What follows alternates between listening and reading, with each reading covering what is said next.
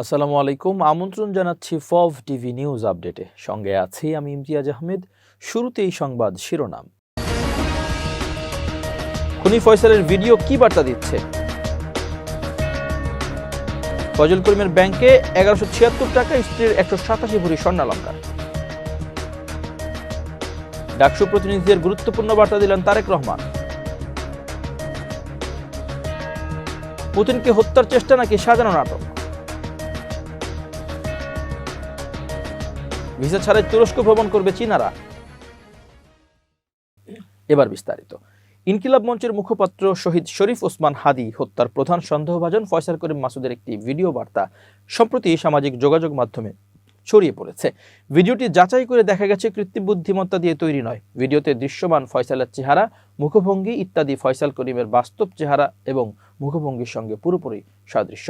Digital অনুসন্ধানমূলক সংবাদ মাধ্যম the dissent তাদের ফেসবুক পেজে তথ্য জানিয়েছে।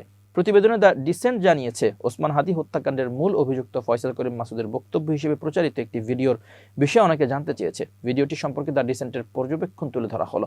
প্রথমত, ভিডিওটি এআই জেনারেটেড নয়, কারণ ভিডিওতে দৃশ্যমান ফয়সালের চেহারা, মুখভঙ্গি ইত্যাদি ফয়সাল করিমের বাস্তব চেহারা এবং মুখভঙ্গির সঙ্গে পুরোপুরি সাদৃশ্য। ভিডিওটির ব্যাকগ্রাউন্ড নয় যাচাই করে নিশ্চিত হওয়া গেছে যে তা এআই জেনারেটেড নয়। অন্তত 4টি নির্ভরযোগ্য এআই যাচাই টুলে পরীক্ষা করার পর প্রতিটি টুলই ভিডিওটি এআই জেনারেটেড না বলে সিদ্ধান্ত দিয়েছে। ভিডিওর একাধিক ফ্রেমে দেখা যায় ফয়সাল নির্দিষ্ট একটি মুখভঙ্গি করার সময় তার থুতনিতে থাকা দাড়ি অদৃশ্য হয়ে যাচ্ছে। দ্য ডিসেন্টের বিশ্লেষণ বলছে, এটি মূলত ভিডিও রেকর্ড করার সময় ফিল্টার অন থাকার প্রভাব হয়েছে। এর দাড়ি অদৃশ্য হয়ে যাওয়ার দৃশ্য এটা প্রমাণ করে না যে পুরো ভিডিওটি একটি এআই সৃষ্ট কন্টেন্ট। দ্বিতীয়ত, ভিডিওতে ফয়সাল দাবি করেছেন তিনি বর্তমানে দুবাইয়ে আছেন। আসলেই তিনি দুবাইয়ে আছেন কিনা তা শুধু এই ভিডিওর মাধ্যমে যাচাই করা সম্ভব নয়। ফয়সাল নিজেও তার মুখের বক্তব্য ছাড়া দুবাই অবস্থানের কোনো প্রমাণ হাজির করেননি। তৃতীয়ত, ফয়সাল ভিডিওতে একটি মিথ্যা তথ্য দিয়েছেন। সেটি হলো, তিনি বলেছেন হাতিকে হত্যার সময় ব্যবহৃত বাইকে তিনি ছিলেন না। তবে তার ডিসেন্ট আগেই বিশ্লেষণ করে প্রমাণ করেছে যে হাতিকে হত্যার সময় ব্যবহৃত বাইকে ফয়সাল করিম এবং তার সহযোগী আলমগীর শেখ ছিলেন। বাইকের পেছনে বসে গুলিবর্ষণকারী ব্যক্তি ফয়সাল করিম এবং বাইক চালক আলমগীর শেখ। এসব তথ্য পরে আইনশৃঙ্খলা বাহিনী তাদের তদন্তের মাধ্যমে নিশ্চিত হয়েছে এবং তা দেশের শীর্ষ গণমাধ্যমগুলোতে প্রকাশিত হয়েছে। বরিশাল থেকে প্রকাশিত নির্বাচনী হলফনামায় জামাত ইসলামের জোট প্রার্থী এবং ইসলামী আন্দোলন বাংলাদেশের সিনিয়র নায়েবে আমির শায়েখ চরমোনাই মুফতি সৈয়দ মোহাম্মদ ফয়জুল করিম তার নিজস্ব ও স্ত্রীর সম্পদ ও আয়ের বিস্তারিত তথ্য প্রকাশ করেছেন। হলফনামা অনুযায়ী ফয়জুল করিমের স্ত্রী 187 ভরি স্বর্ণালংকার ধারণ করেন, যা তিনি উপহার হিসেবে পেয়েছেন। স্ত্রীর নগদ সম্পদের পরিমাণ 7,20,000 টাকা এবং মোট সম্পদের পরিমাণ 3,41,65,000 টাকা। নিজের পেশা হিসেবে ফয়জুল করিম শিক্ষকতা ও দাওয়াত কার্যক্রমের কথা উল্লেখ করেছেন। তার স্ত্রীর পেশা গৃহিণী ও ব্যবসায়ী হিসেবে দেখানো হয়েছে। অস্থাবর সম্পদের মধ্যে ফয়জুল করিমের হাতে নগদ রয়েছে 31,12,047 টাকা, যদিও ব্যাংকে মাত্র 1,176 টাকা রয়েছে। তার স্ত্রীর নামে ব্যাংক জমার কোনো তথ্য নেই। হলফনামায় ফয়জুল করিমের বিরুদ্ধে 3টি মামলা থাকার কথা উল্লেখ রয়েছে। তিনি দেশের ভেতরে অ্যাপার্টমেন্ট ভাড়া থেকে বছরে 3,22,000 টাকা, মাহফিল থেকে 4 লাখ টাকা এবং শিক্ষকতা থেকে 7,06,000 টাকা আয় করেন। অস্ত্র সংক্রান্ত তথ্য অনুযায়ী তার কাছে একটি 22 বোর রাইফেল রয়েছে। উত্তরাধিকার সূত্রে পাওয়া জমির মধ্যে রয়েছে 1,060% কৃষি জমি এবং 37.60% অকৃষি জমি, যার মূল্য 33,13,223 টাকা। স্থাবর সম্পদের হিসাবের মতে তার নিজের নামে রয়েছে 2,436% কৃষি জমি, যার মূল্য 1,32,560 টাকা এবং 2.40% অকৃষি জমি, যার মূল্য 3,74,148 টাকা। প্রত্যেক সূত্রে পাওয়া জমির পরিমাণ 37.60%। তিনি প্রত্যেক সূত্রে 661 বর্গফুট বাণিজ্যিক ভবন, দোকান এবং 2,013 বর্গফুটের একটি অ্যাপার্টমেন্টের মালিক। এসব সম্পদের অর্জনকালীন মূল্য ছিল 1,05,06,708 টাকা, যা বর্তমানে বেড়ে 3,15,20,124 টাকা। আয়কর তথ্য অনুযায়ী 2025-26 অর্থ বছরে ফয়জুল করিমের বার্ষিক আয় ছিল 14,28,500 টাকা এবং মোট সম্পদ ছিল 1,64,09,931 টাকা, যার জন্য তিনি 96,475 টাকা আয়কর দিয়েছিলেন। একই সময়ে তার স্ত্রী 6 লাখ টাকা আয় ও 32,60,200 টাকা সম্পদ দেখিয়ে 15,000 টাকা আয়কর দিয়েছেন। বিএনপির ভারপ্রাপ্ত চেয়ারম্যান তারেক রহমান বলেছেন, ডিফারেন্স অব ওপিনিয়ন গণতন্ত্রের সৌন্দর্য। আমাদের মধ্যে রাজনৈতিক মতপার্থক্য থাকবে, তবে বাংলাদেশের স্বাধীনতা ও সার্বভৌমত্বের প্রশ্নে আমাদের ঐক্যমত্য অটুট থাকবে। বৃহস্পতিবার 1 জানুয়ারি বিএনপির চেয়ারপারসনের গুলশান কার্যালয়ে বিএনপির ভারপ্রাপ্ত চেয়ারম্যান তারেক রহমানের সঙ্গে ঢাকা বিশ্ববিদ্যালয়ের কেন্দ্রীয় ছাত্র সংসদ অর্থাৎ ডাকসু ভিপি সাদিক কায়েমের নেতৃত্বে ডাকসু প্রতিনিধি দল সাক্ষাৎ করতে গেলে তিনি এই গুরুত্বপূর্ণ বার্তা দেন। সাক্ষাৎকালে ডাকসু প্রতিনিধিরা বিএনপির ভারপ্রাপ্ত চেয়ারম্যান তারেক রহমান ও তার শোক সন্তপ্ত পরিবারের প্রতি সহমর্মিতা জানান। পাশাপাশি শিক্ষার্থীদের পক্ষ থেকে ভারতীয় আধিপত্যবাদ ও ফ্যাসিবাদের বিরুদ্ধে আপসহীন কণ্ঠস্বর বেগম খালেদা জিয়ার রুহের মাগফিরাত কামনা করেন, মহান আল্লাহর কাছে দোয়া করেন। এ সময় দেশের স্বার্থে তরুণ সমাজকে একসঙ্গে কাজ করার আহ্বান জানিয়ে তারেক রহমান বলেন, আমরা তোমাদের বয়সে থাকতে দেশে অনেক বেশি সন্ত্রাস ও রাহাজানি ছিল, দেশ অনেক বেশি অস্থিতিশীল ছিল। নিশ্চয়ই আমি চাইবো না আমার সন্তানরাও এমন একটি বাংলাদেশ ফেস করুক। ডাকসু প্রতিনিধি প্রত্যাশা ব্যক্ত করে বলেন, শহীদ প্রেসিডেন্ট জিয়াউর রহমান ও মরহুমা বেগম খালেদা জিয়ার আপসহীন সংগ্রাম ও ত্যাগের ভিত্তিতে গড়ে ওঠা বাংলাদেশপন্থী রাজনীতি ধারণ করে দেশের স্বার্থে সব প্রকার আধিপত্যবাদ, দুর্নীতি, ইসলামোফোবিয়া, সন্ত্রাস ও দেশবিরোধী চক্রান্তের বিরুদ্ধে লড়াই অব্যাহত রাখতে হবে। এ সময় তারা ইনসাফ প্রতিষ্ঠার লক্ষ্যে বেগম খালেদা জিয়ার অসমাপ্ত সংগ্রাম জারি রাখার প্রত্যয় ব্যক্ত করেন। একই সঙ্গে ওসমান হাদী হত্যার বিচারের দাবিতে সবাইকে ঐক্যবদ্ধ থাকার আহ্বান জানান তারা।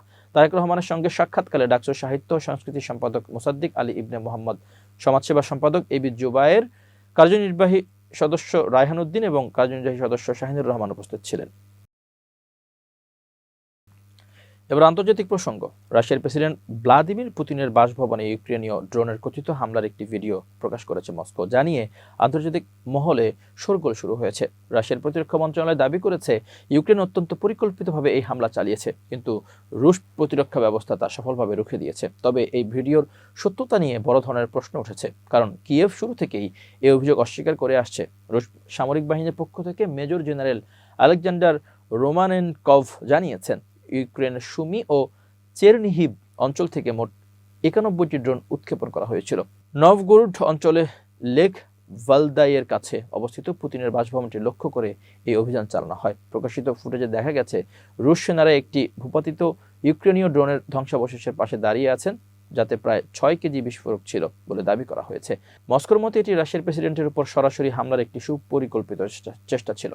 অন্যদিকে ইউক্রেন এই ঘটনাকে রাশিয়ার সাজানো নাটক বলে অভিহিত করেছে। ইউক্রেনীয় পররাষ্ট্রমন্ত্রী আন্দ্রেই সিবিকা সামাজিক মাধ্যমে জানিয়েছেন, রাশিয়ার কাছে এই হামলার সপক্ষে কোনো বিশ্বাসযোগ্য প্রমাণ নেই। কিয়েভের দাবি, চলমান শান্তি আলোচনা বাধাগ্রস্ত করতে এবং যুদ্ধের তীব্রতা বাড়াতে মস্কো এই কাল্পনিক হামলার কাহিনী তৈরি করেছে। এমনকি মার্কিন গোয়েন্দা সংস্থা সিআইএ এর প্রাথমিক মূল্যায়নও জানানো হয়েছে যে পুতিন বা তার বাসভবনকে লক্ষ্য করে ইউক্রেন কোনো হামলার চেষ্টা চালায়নি। যুক্তরাষ্ট্র মনে করে ইউক্রেন ওই অঞ্চলে একটি সামরিক লক্ষ্যবস্তুতে হামলার পরিকল্পনা করেছিল ঠিকই, কিন্তু সেটি পুতিনের বাসভবনের কাছে ছিল না। এই ঘটনায় গভীর উদ্বেগ প্রকাশ করেছেন ভারতের প্রধানমন্ত্রী নরেন্দ্র মোদী। নববর্ষের প্রকালে তিনি উভয় পক্ষকে শান্তি বজায় রাখার এই কূটনৈতিক আলোচনার মাধ্যমে বিরোধ মেটানোর আহ্বান জানান। রাশিয়ার প্রেসিডেন্টের বাসভবন লক্ষ্য করে হামলার খবরে উদ্বেগ প্রকাশ করে মোদী বলেন যে শত্রুতা শেষ করার একমাত্র পথ হলো কূটনীতি। ভারত ছাড়াও সংযুক্ত আরব আমিরাত ও পাকিস্তান এই ঘটনায় উদ্বেগ প্রকাশ করলেও ইউক্রেন দাবি করছে যে না ঘটা একটি ঘটনার প্রতি এই ধরনের প্রতিক্রিয়া হতাশাজনক। বর্তমানে ভাইরাল হওয়া এই ভিডিও এবং হামলার দাবিকে কেন্দ্র করে বিশ্ব রাজনীতিতে টানটান উত্তেজনা বিরাজ করছে। তুরস্কের অফিসিয়াল গেজেটে প্রকাশিত একটি রাষ্ট্রপতির আদেশে ঘোষণা করা হয়েছে যে 2 জানুয়ারি থেকে পর্যটন এবং ট্রানজিটের উদ্দেশ্যে আসা চীনা নাগরিকদের তুরস্কে বিনা ভিসায় প্রবেশাধিকার দেওয়া হবে। তুরস্ক ভিত্তিক সংবাদ মাধ্যম হুরিয়ার ডেইলি নিউজ এক প্রতিবেদনে তথ্য জানিয়েছে, নতুন নিয়ম অনুসারে গণপ্রজাতন্ত্রী চীনের পাসপোর্টধারীরা ভিসা ছাড়াই 180 দিনের মধ্যে সর্বোচ্চ 90 দিন পর্যন্ত তুরস্কে থাকতে পারবেন। এই সিদ্ধান্ত দ্বিপাক্ষিক পর্যটনে ইতিবাচক অবদান রাখবে এবং দুই দেশের মধ্যে অর্থনৈতিক সম্পর্ককে আরও গভীর করবে বলে আশা করা হচ্ছে। তুরস্ক এবং চীনের মধ্যে কূটনৈতিক সম্পর্ক 1971 সালে প্রতিষ্ঠিত হয় এবং পরবর্তীতে তা 2010 সালে কৌশলগত সহযোগিতার স্তরে উন্নীত হয়। সাম্প্রতিক বছরগুলিতে বিশেষ করে বাণিজ্য ও বিনিয়োগের ক্ষেত্রে এই সম্পর্ক নতুন করে আরও গতি পেয়েছে। গত 2 দশক ধরে দুই দেশের মধ্যে বাণিজ্যের পরিমাণ নাটকীয়ভাবে বৃদ্ধি পেয়েছে। 2001 সালে দ্বিপাক্ষিক বাণিজ্য $1 বিলিয়ন থাকলেও 2024 সালে তা $48 বিলিয়ন ছাড়িয়ে সর্বোচ্চ রেকর্ড পরিমাণে পৌঁছেছে।